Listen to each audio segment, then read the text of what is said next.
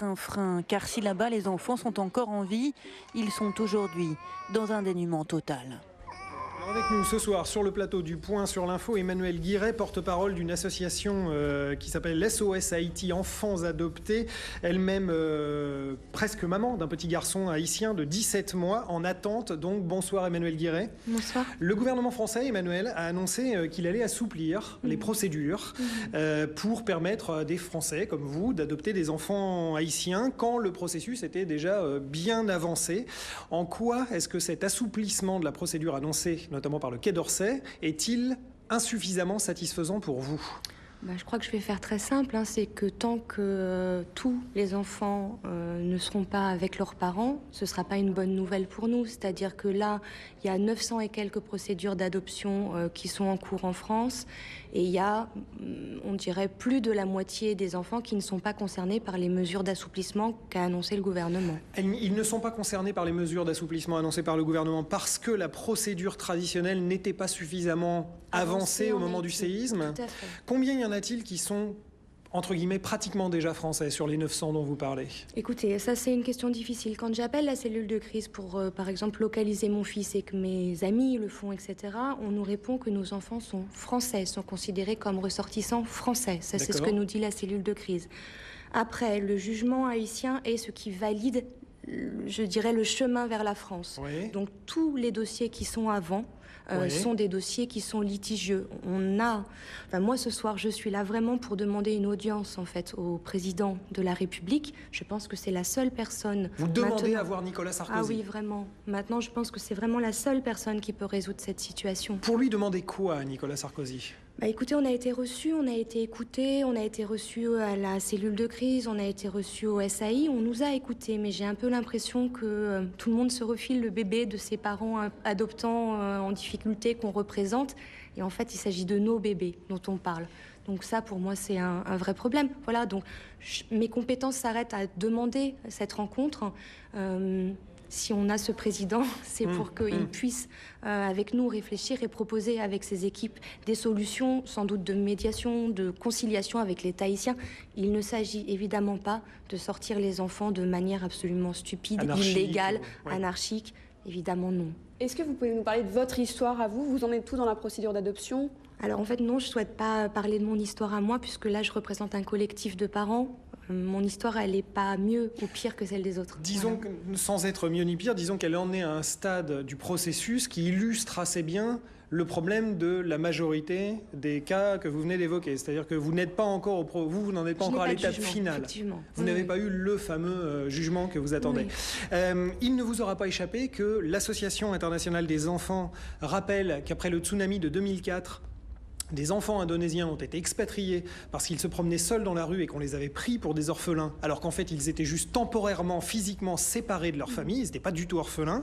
L'UNICEF dit attention au trafic d'enfants. Est-ce que vous comprenez qu'il s'agit peut-être d'une démarche de prudence de la part du Quai d'Orsay? Je comprends parfaitement tout ça, mais on ne parle pas des mêmes enfants. Les enfants dont je parle et pour lesquels je représente les parents sont des enfants qui ont été attribués à des Français.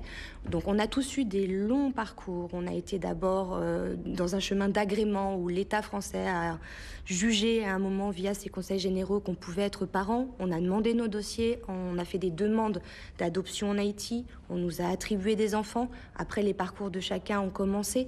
Donc les enfants et le lien qu'on a avec eux, même s'il est extrêmement ténu, existent. Bien sûr qu'aucun d'entre nous ne veut aller chercher un enfant dans la rue et le ramener en France. On connaît tous le prénom de nos enfants, on connaît tous leur nom biologique. Voilà, on connaît leur histoire. Il s'agit de nos enfants. Je suis désolée, c'est mon fils que je veux qu'il rentre maintenant. Voilà. Est-ce que vous avez des nouvelles de l'orphelinat Alors globalement, que ce soit le mien ou pas, on arrive à avoir des nouvelles. Il y en a quelques orphelinats dont on n'a pas de nouvelles. Ce qui est très inquiétant pour l'ensemble des parents, c'est que on sait que les secours arrivent, mais ils n'arrivent pas assez vite. Les enfants s'affaiblissent, surtout les tout petits. On a super peur. Ils ont eu de la chance pour la majorité d'entre eux. Ils ont survécu. On ne se pardonnerait pas une deuxième fois de les laisser mourir. vous comprenez. Merci beaucoup Emmanuelle Guéry d'être passé par ce plateau, non pas Emmanuelle Guéry comme je le disais tout à l'heure. Merci beaucoup, pardonnez-moi. Merci beaucoup et bonne chance pour la suite. Une dernière image, celle des Français installés en Haïti qui continuent petit à petit d'être évacués par la France. Oui, aujourd'hui, un avion a quitté l'aéroport de Port-au-Prince. Un frein, car si là-bas les enfants sont encore en vie, ils sont aujourd'hui dans un dénuement total. Alors avec nous ce soir sur le plateau du Point sur l'Info, Emmanuelle Guéry, porte-parole d'une association qui s'appelle SOS Haïti Enfants Adoptés, elle-même presque maman d'un petit garçon haïtien de 17 mois en attente. Donc bonsoir Emmanuelle Guéry. Bonsoir. Le gouvernement français, Emmanuel, a annoncé qu'il allait assouplir les procédures pour permettre à des Français comme vous d'adopter des enfants haïtiens quand le processus était déjà bien avancé. En quoi est-ce que cet assouplissement de la procédure annoncée notamment par le Quai d'Orsay, est-il insuffisamment satisfaisant pour vous ?